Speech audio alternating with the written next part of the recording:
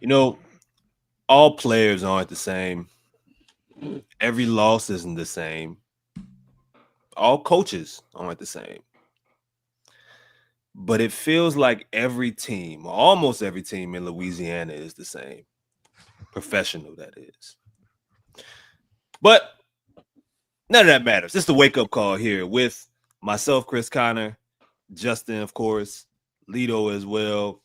Y'all know why y'all here. It's Tuesday morning. Well, where else would you be? You know, why not be here? You know, because there's just no one else there's no other reason to be up at 8:15. Not your job, not your kids, just us. So we have a great show for you here this morning, man. We're gonna talk Brian Kelly being fired. I feel like we talked about Brian Kelly 3 weeks in a row, and here we are.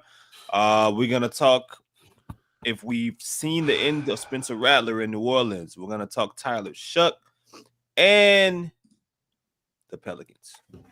Fellas, how are you doing? Good. Great show last night by the whole crew last night. Pelicans got embarrassed. Are we gonna start off with Brian Kelly? We're gonna start off with Brian Kelly. We're gonna start off with Brian Kelly. I just wanted to issue Lido an apology publicly here. I'm a man of integrity, once again, a man of accountability. 3 weeks ago, he told me that Brian Kelly stunk. And I was like, look, man, I if he wins this game, he stinks.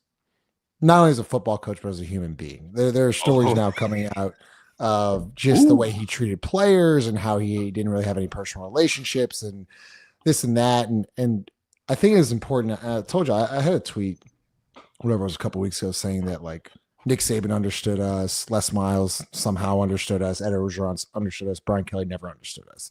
And people are like, what does that mean? And it goes back to the fact of like, when you're the LSU head coach, you have to have a connection with your players and your fans because those players are most likely also from the state of Louisiana as well. And it was very clear that Brian Kelly never gave a shit about personal relationships. And that really bothered me, just seeing all these stories coming out. And it was very clear. It was very evident. And then did y'all know in his 4 years, this was actually, T-Bob tweeted this last night, in his 4 years as LSU head coach, he played 400 rounds of golf at the private Baton Rouge club. Wow. He carted 400 rounds of golf. There were rumors that he was always on the beach, this and that. I just thought that might be one of the worst hires in LSU history. And I'm so glad he's gone. I did not know that. Yes, sir. Before you get started, I want to give a little bit of background here. Sure. So in comparison to some previous LSU coaches, first 4 years, you had Coach O, 40-9, SEC title, national title, of course. Les Miles, 42-11, SEC titles, national titles. Nick Saban, SEC titles, national titles, 39-13. Brian Kelly, 34-14. No SEC titles, not one. No national titles. There was a lot of former players that came out. And some spoke, some didn't about the embarrassment of the Texas A&M loss, but also reacting to the Brian Kelly news, which I found most, I guess, damning for Brian. You have been speaking about how disinterested you were in Brian Kelly, and as Justin mentioned, your dismay of the hire or him being the coach for some time. And you spoke literally last Tuesday, last show, about it doesn't matter, fire him. I think that you didn't think it could happen necessarily this soon. Maybe Justin did if they lost or if they got embarrassed again, but they ultimately got embarrassed. Lito, the floor is yours. I just like to say, Justin, I accept your public apology, bro, and you're a man of your word of conviction. And I gotta tell you, if we being honest, I've apologized publicly to you, but let me just say, he had me thinking that Jaden Daniels stunk. He had me not seeing the good in Jaden Daniels. That's how bad Brian Kelly is. Yep. There's nothing that Brian Kelly does well. Nothing. We can go throughout his history as a football coach. He's not a winner. There is no point that he's all this talent he had at Notre Dame, all this great recruiting, everything. Bro, I tell you what stuck out with me though, when I delved into his story, he stinks as a person. He's a fucking terrible person. You hear how many stories coming from Notre Dame that that happened. You saw what Kyron Lacey's dad said this past weekend. On Monday. It's like you saw when Malik Neighbors posted on Instagram kicking rocks. It's like, bro, nobody. Justin, look, bro. I got a tweet from. I'm trying to 2022. I got a tweet from 2022. Saw the tweet. Yeah, man. A tweet from 2022, and it says, and I quote. Hold on, can I pull it? Chris, and I quote. I didn't want to quote it. I didn't want to quote it. All right, my bad. Listen, I got a tweet. Yeah, 11, I know that. 11/29/2021. Brian Kelly is going to get fired from LSU so fast. Yep. It took way longer than it should have. Way longer. You posted the thing about the first 4 years, right? You still got nothing to show. You got nothing to show. And Lito, I don't think he ever really understood how important it is to win. Like with Notre Dame and Cincinnati, you lose a couple games. You lose a couple games, and then you also are like you're an asshole to the media, then you're an asshole to the fans. Like I'm still not over like you're spoiled. Yeah, you're right. I am. I'm used to winning. There's a bar here. Like you're getting paid tens of millions of dollars. I expect you to win. I expect you to answer tough questions, even after a win or a loss. That comes with the job. And he's just an asshole. Like, it is what it is. Like they got to get. I'm very interested who they go after. I think there are some good names. I'll say this now. There are a lot of stars lining up for Lane Kiffin. I'll just say that now. Because I was gonna ask, and I want you to make this as short as you can, so we can move to the next topic here. What's up, fellas? Justin, even if you can't tell me a name that you would like the most, what type of personality, what type of name, what type of character does it have to be? A former player? Do they have to bring a certain level of intensity? Would you be looking for that fits the LSU brand, the LSU culture? Yeah. Great question. Look, I keep hearing Kelvin Shepard. I love Kelvin. I love him as a player. I love him as a coach back. He's the defense coordinator for the Lions. It's a guy that's got to care about the players and fans. Like that's literally what the job is. Like go look at the previous three coaches. I mean, Nick Saban is Nick Saban. Les Miles was like as goofy as they come. He was eating grass, like all other stuff. He cared about the players and he cared about the fans. Like you never hear a player like his play calling, yes, was atrocious, but like as a person, as a human being, like you have to connect with this fan base. You have to connect with the players. Because I keep saying this, most of the players are from the state of Louisiana. Like Louisiana is littered with talent. So if you're not connecting with the fans or players, like then you're definitely not connecting with the state of Louisiana. Like Ed Ogeron, look, I know he started doing some stuff with younger females here. Like he cared, players cared. I mean, if he's banging college students, I mean that was his fault. I mean, that was the end of it. Like it wasn't like he was a bad coach. He just kind of got distracted. So we get to all right. All right. Let's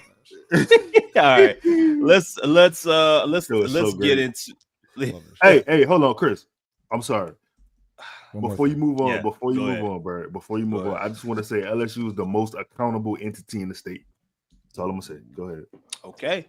Well, now we're gonna get to the rest.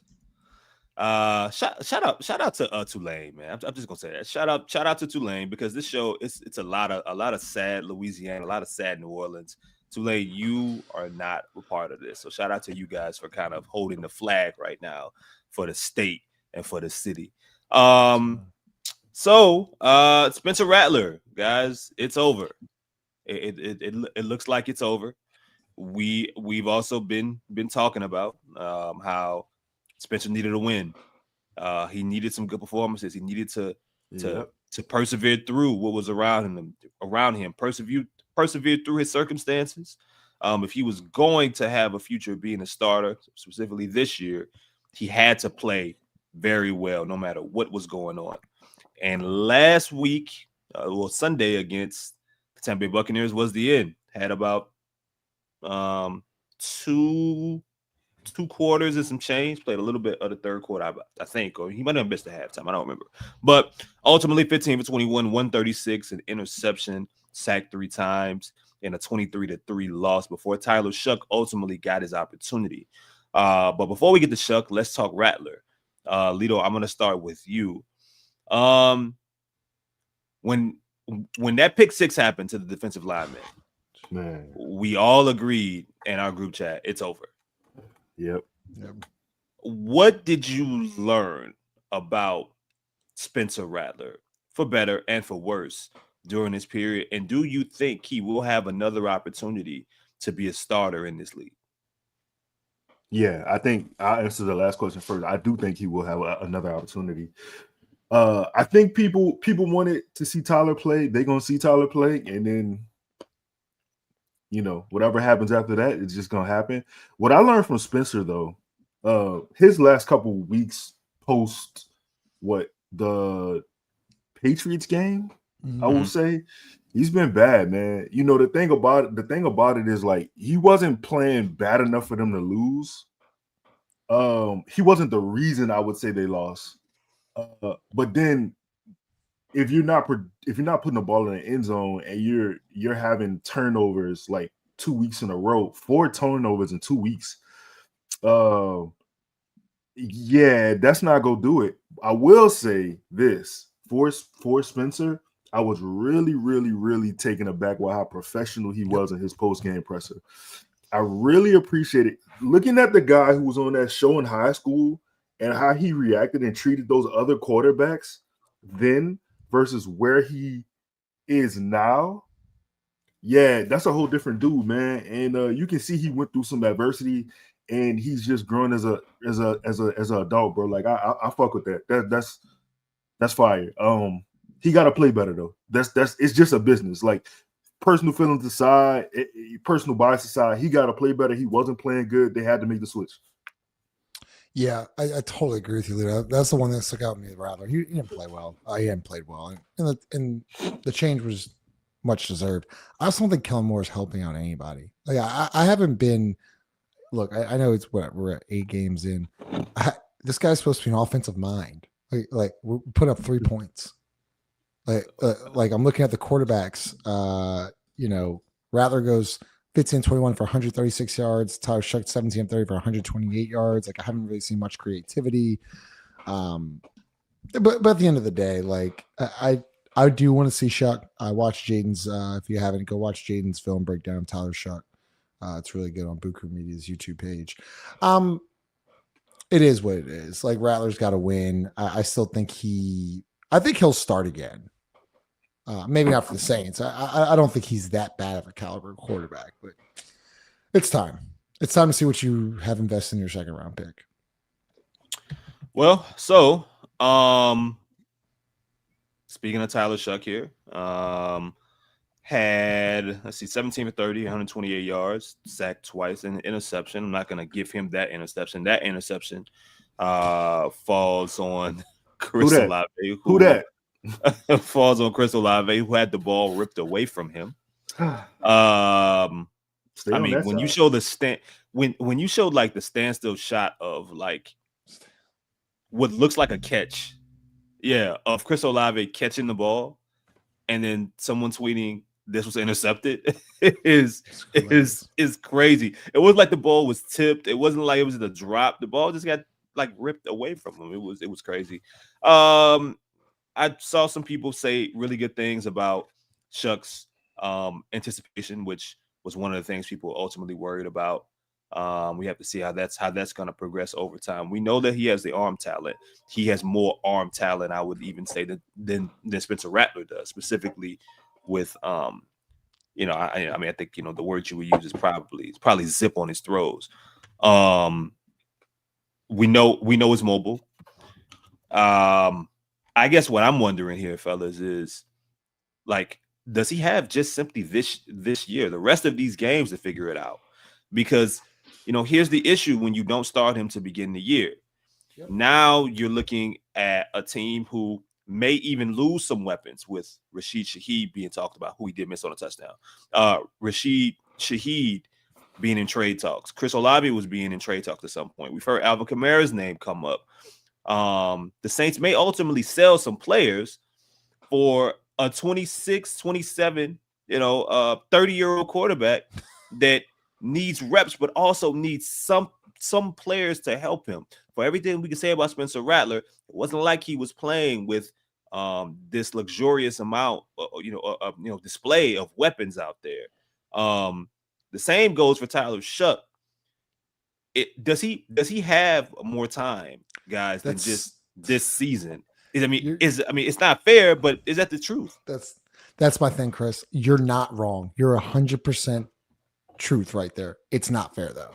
Like, I listened to Drew Brees say you need 30 games, and you're telling me we're going to make a decision, as you just said, Chris. We're probably going to be trading a lot of playmakers, so you're not going to have any weapons at all. And you're going to tell me we're going to make a decision 8 games of Tyler Shough. The process is, this is not a good process.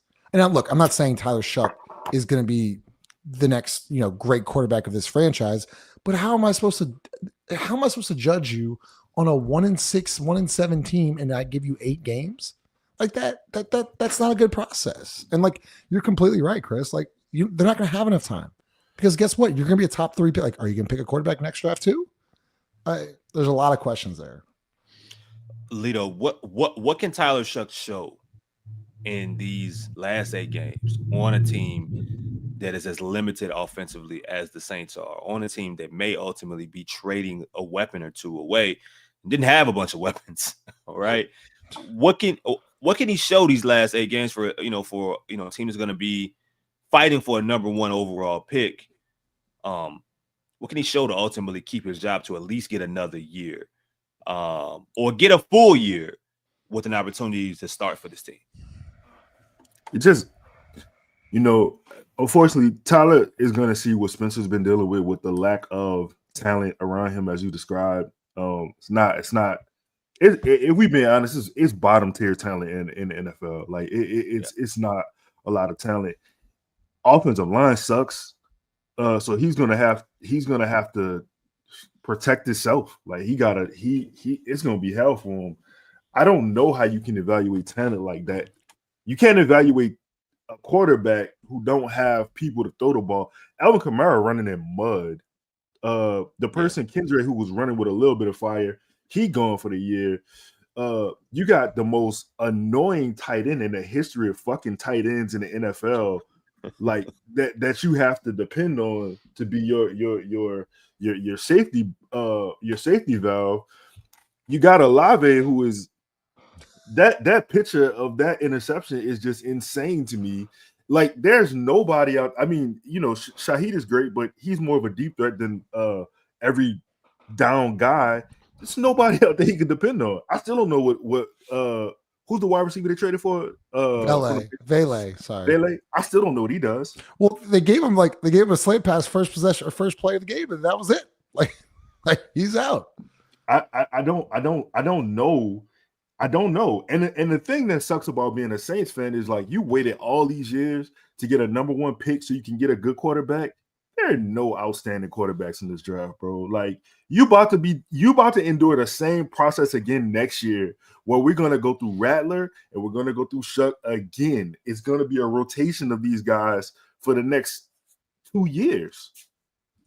Lito, people love them. Some Lenore Sellers, quarterback out of South Carolina. Yeah, man. I love. I don't need it, Chris. I'm just telling you, Chris. I'm just telling you the streets are saying, bro. The streets are saying Lenore Sellers is going to be a great prospect. The dude threw 80. You are picking at the top of the draft. He had an 80-yard pass game in college. He threw. Don't stop, please. Okay, no. Now Lenore Sellers fans here. I'm just saying, like you already got one South Carolina quarterback on the team. Add another? No, all right. Yeah. Pelicans. Do it. We're here. You know, I like Dante Moore though. Dante Hall was cool.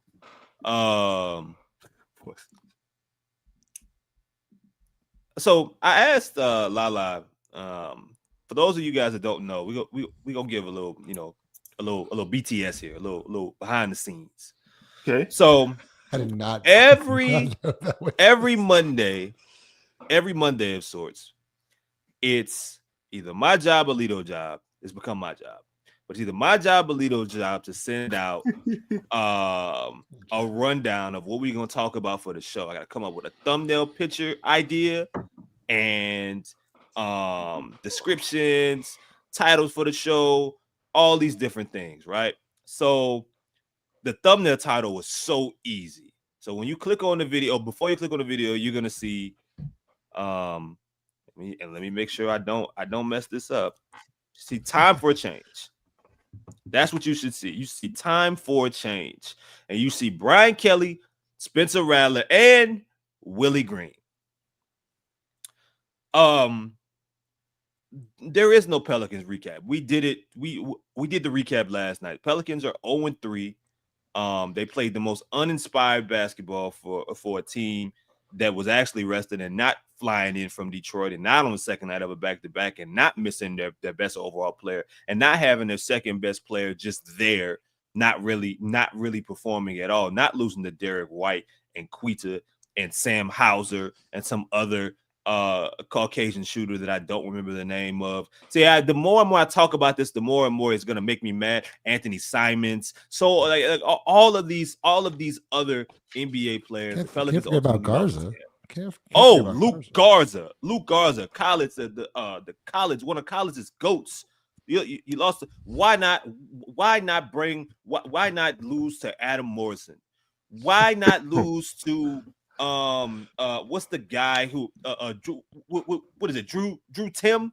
I don't remember from. Don't disrespect the GOAT. Yeah. Why not lose to Drew Timmy while you're at it? Why not dig up Tyler? Huh? He'd be the best rebounder on this team. Yeah. It was embarrassing. But to bring it back to put it all together here, the question was it time for a change? We've been talking about it from day one. Justin, and it was evident again, this team has no direction on the floor, and I guess off the floor. There's no leadership. We talked about accountability. They're not playing for anybody. They're playing for themselves. There's no organization. It's nothing that Joe Dumars has talked about. How many more games can this go on for a team that does not have games to lose because they don't own their future for next year? How many more games can Joe Dumars watch this? And that's the point, Chris. Like none. This is it. Like you have to make a change now, and this is where I'm struggling to understand. Okay, so Joe Dumars makes a trade for Poole and Bay and drafts, Fears and makes a trade with Queen and all this other stuff, and it's like you don't have the option to take time to evaluate. If you start off 0-6 in the Western Conference, it's a death sentence. Like you're without a first round pick. Like last night, Chris, to your point, you started off the season 0-2. You should have won both of those games. You had a chance to win both of those games. The other team's on a back-to-back. They get in late. You had 2 days off. What the fuck did you do for those 2 days? Your transition defense is atrocious. Your boxing out is atrocious. Your on-ball defense is atrocious. Your communication is atrocious. The wrong people are taking all the shots. Like it has to come to a point, and then you're getting your ass kicked, and there's just no passion from your head coach. And look, guys, we've all played. when you don't have a passionate head coach, someone you want to play for, yes, as a professional, you need to be a professional and play. But at the end of the day, shit gets tiring. The same message. We got to play with force. It's like, at what point do you want to make a change with this guy? The message is very clear. Like, the message is not getting through. Okay. Like, and they don't want to play for a guy he just has no personality. He still doesn't know how to pick up technical fouls for his players. Like, there's simple things here where, as a coach, you can only do so much. But one thing that's a non-negotiable is effort. And last night they came out flat. They came out in the third quarter. They showed a little fight, and then they got outscored. Like, they were down 5 with 9 minutes left in the fourth and lost by 32. Yeah, like, that's alarming right there. Lito, I think we can agree that the reason that this team is 0-3 doesn't all fall on Willie Green. We can agree that the bad things that has happened to this team don't all fall on Willie Green. There's other reasons that this franchise is in the situation that it's in. There's other reasons that this franchise is 0-3 at the moment. How do you, when you say Willie Green needs to go, how do you balance the fact that the injuries that have insisted, the fact that maybe he is preaching some messages the players aren't listening to, which maybe goes to the point. We talked about the injury history and all of the other different things, the roster construction and all the other excuses that you could come up with. How do you balance that and Willie Green simply not getting the job done when you say it's time? Listen, to be even more transparent about yesterday's show, you talked about how this was made. I wasn't even supposed to host that show. Chris called me 2 minutes before the show started, and he said, I can't do this. I've never seen Chris that mad in a long time. Like, it's been a while for me. Chris, listen, I said this summer, after you made those trades, after you got those picks, people talked about the pick swaps for Derek Queen as being the biggest miss this summer. I said that the biggest miss or the biggest non-move was retaining Willie Green. You can't bring in all this talent and expect the same blandness that you get in the same non-message, the same uninspiring message to levitate throughout that locker room. It's like you buying a blind man a Porsche, right? We buying Stevie Wonder a Porsche, and then we asking him to drive fast. I ain't even. What is Stevie supposed to do? It ain't Stevie's fault. Like, you got to take that shit away from him. You know what I'm saying? Like, at this point, I just really feel like they missed on that. You had an opportunity to start with new growth. Willie Green has showed you nothing at that point in 3 years. The milestone was 49 wins. At minimum, we can't say anybody's developed. I'd say Trey and Herb's development are literally on their own. I'm not giving that to Willie Green. I'm not saying he had anything to do with that. Nobody got better. Nobody's getting stronger. Even your best players, Zion ain't developed. He ain't developed. You don't run plays for God. What the fuck are they supposed to do? Man, yeah. It just, it sucks, man, because, now, I remember when the Pelicans kept Alvin Gentry for Zion's first year. And we knew that Alvin Gentry was not going to be the head coach that was going to lead this team to the next, the start of their next era. To the playoffs, 3, 4, 5. Like, he wasn't a long-term answer. He was not going to be the coach in 3 years. Well, he didn't make it through 1 year. And it's just a wasted year.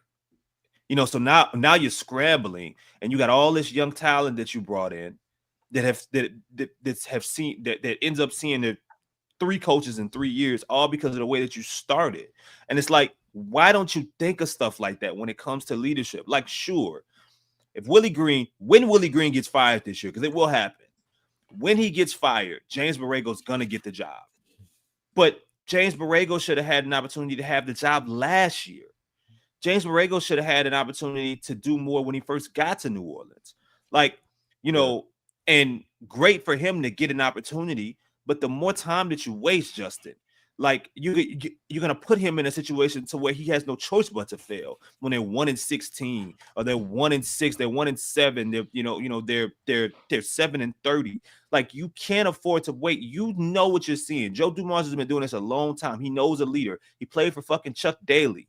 Like, he knows what one of the best coaches that this league has seen. He knows what good leadership, good coaches look like. He's been in a locker room with championship type players and styles. He knows it. And I guarantee you he knows that Willie Green is not that guy. He does not come from one of those guys.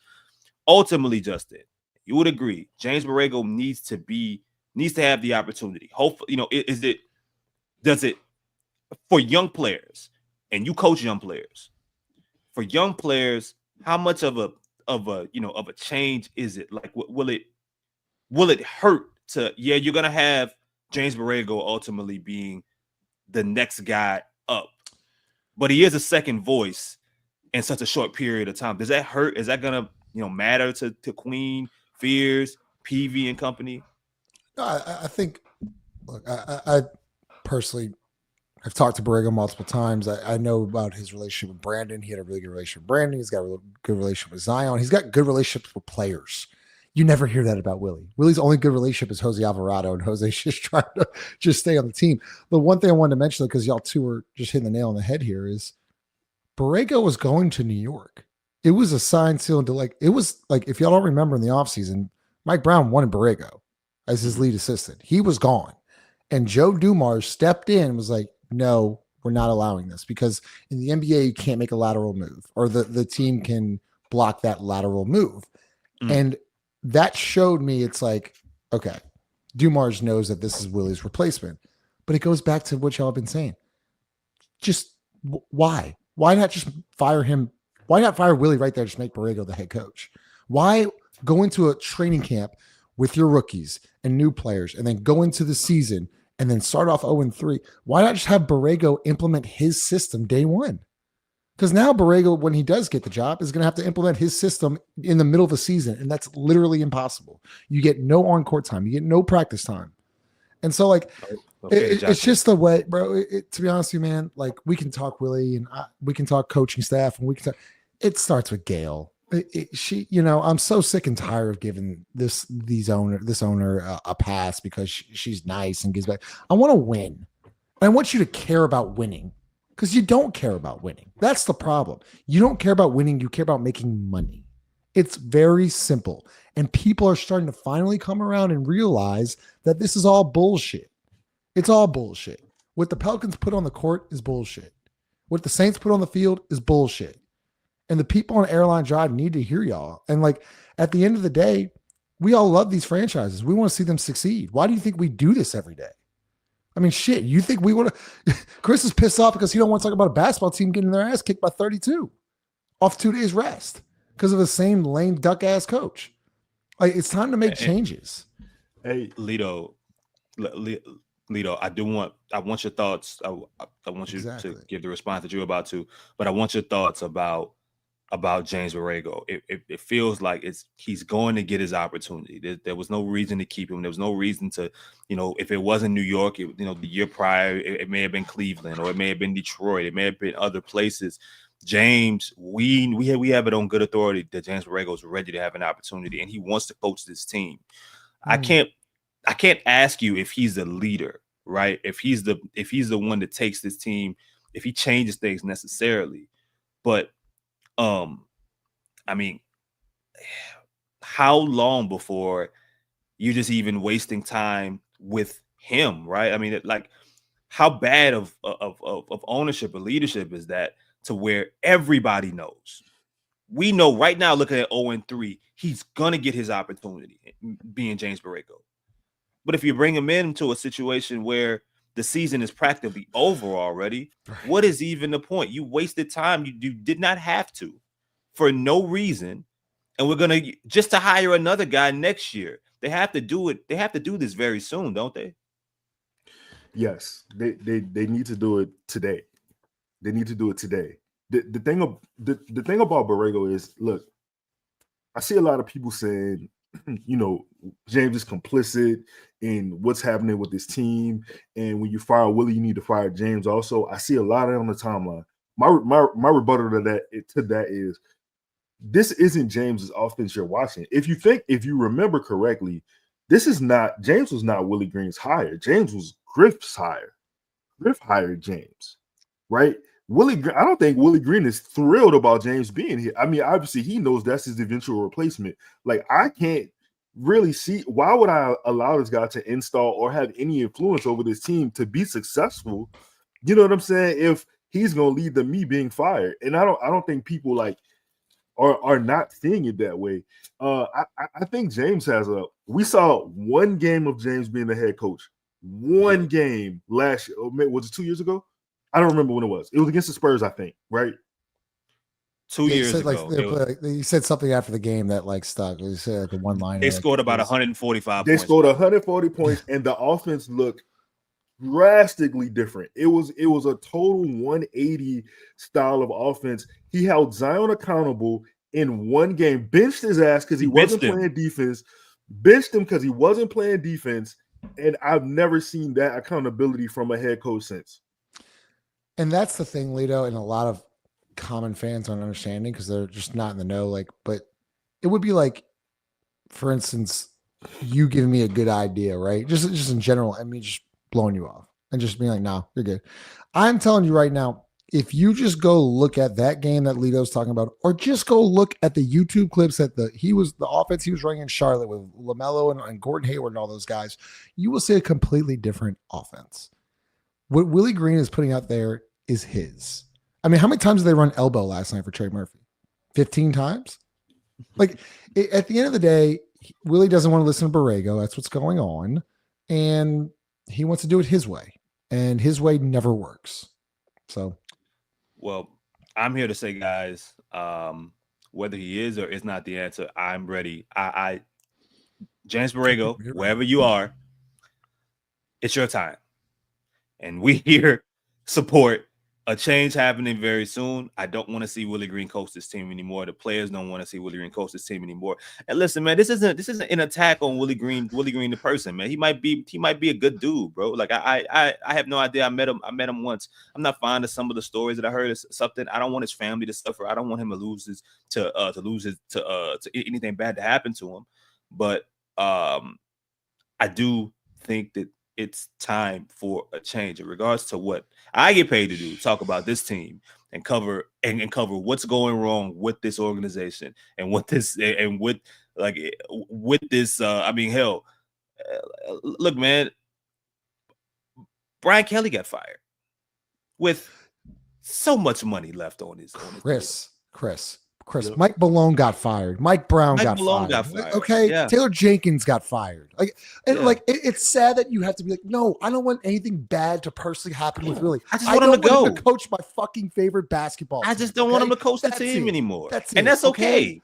Yeah, that's okay. You shouldn't have to be like, I don't want ill will towards it. No, he's probably a really nice guy. He might be. It's not, I mean, shout out to Joe, head coach. That it is job. He stinks as a head coach. Like that. And we should be able to say that. We should be able to say that. We should 100% be able to say that he's not good at his job, that it isn't personal. We just want a different coach. It is clear as day that a different coach needs to be leading this franchise, a different man, hell, or woman, or dog, or parrot, whatever. Leave the seat empty, a ghost. It doesn't matter. Something else needs to be in that first chair, in that lead chair, standing up in a quarter zip or a suit or a t-shirt or whatever it is, not William Green, also known on Pro Pros Talk as Billy Green. Two more things, Chris, before we sign off. One, I want to shout out Scott Kushner's tweet because I think this speaks volumes in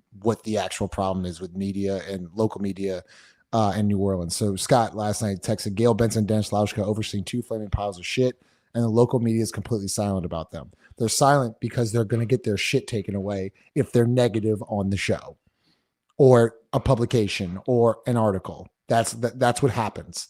They want all just You know, they don't want any like bad blood. They don't want any drama or anything like that kind of stuff. This is why this shit would not work in New York or Chicago or Miami or Boston or Los Angeles.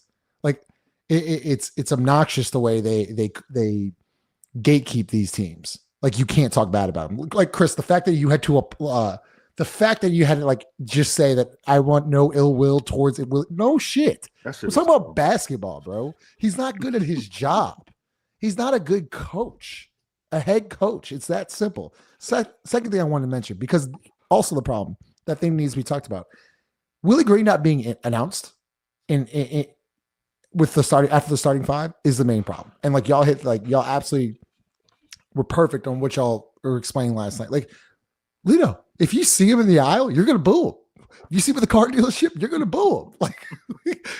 It's just you're trying to protect these people. Like, give me a break, bro. Like they're making millions of dollars to coach basketball. Like, can't stop me. Can't fucking stop me. Hey, Chris. Hey, listen. Before we end the show, I literally shout out to Pell's Phone Room. I just want to talk. I just want to say this. I'm gonna read Bill Green's quote. They asked him how he felt about the game last night. He said, disappointed. It's one thing to not win a game. It's a whole other thing to get punked on your home floor. I'm a part of that. It's not our guys. It's all of us. What does that mean? Just like when he said, it might not be serious, but I don't know. It could be serious. But Billy Green is like, Justin, you have a young child. Chris, you have a puppy. So you understand this too. It's like if you scold a 2-year-old and you tell them don't do something and you come back 5 minutes later and you go up to them and you say, hey, what did we talk about? I don't know. I don't remember. That's what that is. We're dealing with a toddler as a head coach. Like I don't like put his ass in the high chair, put him outside. Like let's go. Enough is enough. Denzel, I'm gonna surprise you here. I am not a Nugget. You ain't know I knew that. See, full of surprises. I'm just over it, man. I'm just over it. It's clear as day. Listen, Willie Green knows way more about basketball than I do, but he doesn't know more about leadership than me. I've been doing that longer than him. I've been doing that longer than him. He doesn't know more about leadership than me. He obviously doesn't have the observational or the people skills. It's clear as day. You see with the relationships or the lack thereof. It's clear as day, and that's just what you see. Let's not talk about what we hear, what we know, what's been reported. That's such a good point, bro. Like, look, I don't know if Dan Campbell, like for the Lions, the head coach, like Dan Campbell is a dude that came in and was like, I'm going to change the culture. I might not be like the greatest head coach. I'm going to hire really good assistants around me, but if there's one damn thing, like we're going to be accountable. We're going to come in, we're going to work our ass off every single day. We're going to hold each other accountable. And he's completely changed the landscape of that entire franchise that has lost for years, for decades. That's what a coach can do. I'm watching JJ Redick understand in a game like, shit, I got Austin Reeves going. He's got 48, but they're now denying him. How can I get him open? How can I get somebody else open? Flash high post, we go backdoor slip layup. It's like these little things that Willie Green can't do in a game is adjust. It's hard. I get it. It's hard.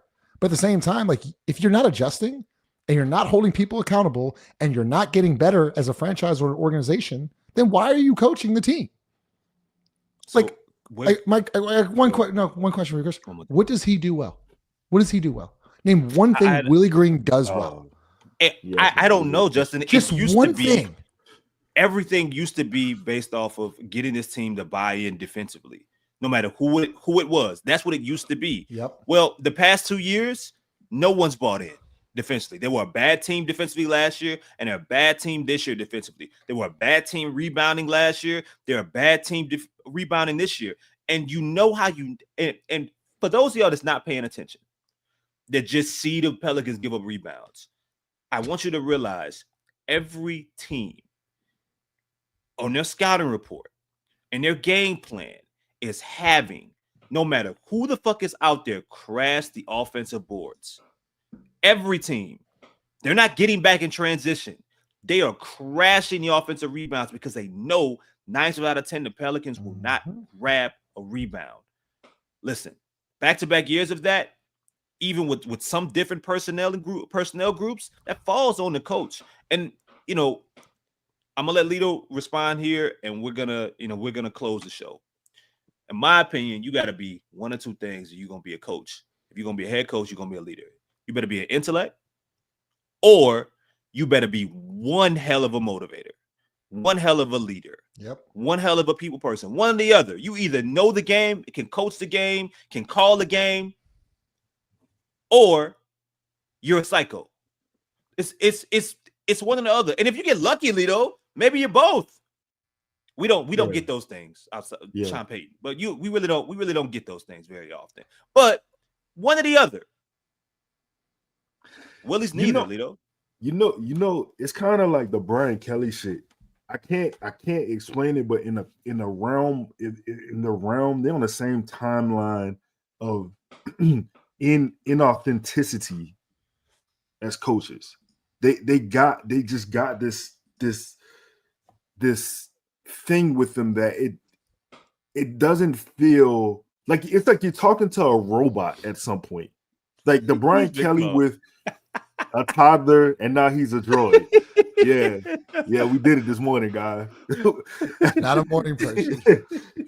You got Brian Kelly telling people they spoiled. You got Willie Green rinsing and repeating the same. We punked, we've been this, we've been that. But sure, it's so wild you saying that, and every message from you is play with force. Now, how the fuck they getting punked if they playing with force? Got a question, Lito. I know we're over. What's playing with force mean? Look, I play, coach. Does that mean like we're playing as hard as possible downhill? Like, am I pushing into somebody? Like force? Justin, like I have no clue. I swear to God, I do not know what that means. It's like aggressive, Chris. I mean, I saw Trey play aggressive last night. He dribbled 1,000 times. Was he playing with force, or was he playing out of control? I don't know what that means. Breaking down film of Trey Murphy. I am. Interesting. That should be. Can you break down film with playing with force? Can you show us? I wish I could. I understand basketball. I don't understand that concept, and maybe he can teach me. But I don't know what playing with force really honestly means. Justin, AD said, Antonio Daniels said on the broadcast that the Pelicans needed to get tougher. If now he didn't call them soft, but the Pelicans played soft. Call it what it is. If someone says that your team is playing soft, your team, where you coach, Justin, that's where your head. What does that mean? Because your head coach is soft. Thank you. That's what it means. Like Antonio Daniels was absolutely spot on last night. Spot on. You're a reflection of the coach. This is why I keep trying to get it. Like, you're a reflection of the coach. Mazzulla last night. You want to talk about a good coach? I'm telling you, Joe Mazzulla, we ain't starting off 0-3. I can guarantee you that. You better play your ass off tonight. Off a back-to-back. I don't care. You played 32 minutes. Jaylen Brown, you're playing again. Like, Anthony Simons, you're playing again. There ain't no, I'll take you. You got a little bone bruise. You can take a seat. It's okay. Pat you on the butt. Like, you'll be fine. No, those are championship-winning players. It's a championship-winning organization. That's what a championship looks like. I'm just trying to get to the playoffs. You ain't going to do it, Willie Green. It's very simple. You got to fight. You got to freaking fight, 504. You got to freaking fight. Well, guys, we will see what happens with the Pelicans. They play again Wednesday. We'll see what happens with LSU, what they do the rest of this season. They got Alabama next week, I think. What, this week? No, 2 weeks. 2 weeks, okay. This week. Yeah. Oh, bye week, and then shout out to Frank, man. Shout out to Frank, man. 2600, man. Shout out to Frank. Shout out to Frank. We'll see what happens with LSU in development and their eventual search, or maybe current search for next coach. We got Tyler Shough. Saints play the Rams this week, I believe, this Sunday at 3:00. That should be fun. And the Pelicans start their road trip. So you know where to find us post game. Every Pelicans recap for win and for loss. I'm unfortunately hosting Wednesday and Friday. I don't want to, but I will. Hopefully they win. I don't believe that they will, but hopefully they win. Justin is gonna have a great breakdown on Trey Murphy's or the lack of Trey Murphy and what he can / needs to do better to find his groove. Appreciate all of y'all, man, in the chat as always for spending y'all morning with us, man. Nothing makes Lito happier than spending his morning with you guys. You guys waking up out of bed to Lito makes him so happy. It makes him so happy. He's smiling right now. For someone who's not a morning person, he gets to see you guys' faces and see you guys' words first thing in the AM. Man, bro, it adds. It's like an extra shot of espresso, man, in that coffee, man. So we will holler at y'all next Tuesday. For myself, for Lito sponsorship. We do, because I gotta, like, what are we doing, Justin? Figure it out. But we out of here. Holler at y'all next Tuesday.